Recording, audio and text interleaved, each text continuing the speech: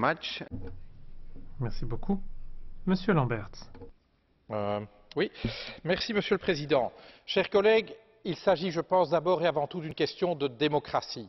Autrement dit, comment est-ce que le pouvoir politique peut reprendre un contrôle sur un secteur financier qui s'est très largement affranchi au cours des décennies qui ont précédé de toute règle, de tout contrôle. Alors bien sûr d'abord parce qu'on a largement dérégulé, mais au-delà de ça, parce que ceux qui avaient la charge de faire respecter ce qui restait de règles n'ont évidemment pas accompli leur tâche. Les superviseurs nationaux n'ont pas empêché les banques allemandes, belges, françaises, italiennes, britanniques d'investir, si on peut appeler ça comme ça, dans les bulles immobilières espagnoles ou irlandaises. Elles n'ont pas empêché ces mêmes banques d'aller spéculer sur les marchés des subprimes aux États-Unis et de prendre des risques inconsidérés. Elles n'ont pas empêché, elles n'ont pas voulu empêcher les fusions-acquisitions mégalomaniaques comme celle qui a coûté la vie finalement à Fortis en voulant racheter bien plus gros qu'elle à ABN AMRO.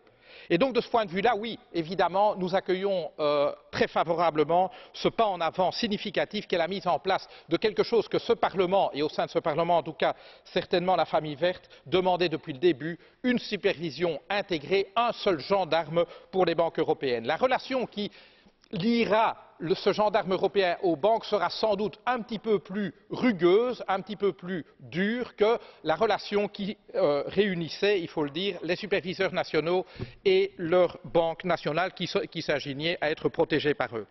Donc c'est un pas en avant, mais qui devra en tout cas surmonter deux tests. Le premier test est le test de la crédibilité. Je dirais d'abord la crédibilité initiale. Autrement dit, lorsque l'on va examiner au peigne fin la qualité des bilans des banques dans les mois à venir, est-ce que cet examen va se faire de manière plus robuste que les stress tests qu'on a connus et dont on a bien vu qu'ils étaient parfaitement farfelus? C'est un premier test de crédibilité pour la Banque centrale européenne. Et puis après ça viendra la crédibilité en régime. La Banque centrale européenne, qui n'a aucune expérience de supervision bancaire, sera-t-elle capable de construire l'expertise nécessaire et d'avoir le regard suffisamment acéré que pour réellement mettre ces établissements sous contrôle? Le deuxième test, c'est celui, bien sûr, et Sven l'a souligné et d'autres orateurs également, du contrôle démocratique.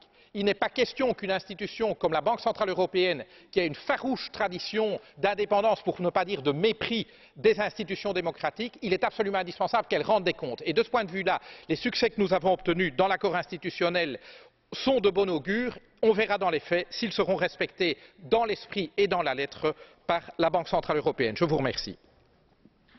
Thank you very much. Merci beaucoup. Madame Swinburne. Le vote d'aujourd'hui sur les MESU a été lancé en juillet 2012 dans un paquet pour la zone euro. Mais il y a trois autres aspects qui ne sont toujours pas réalisés afin d'en arriver à un système de garantie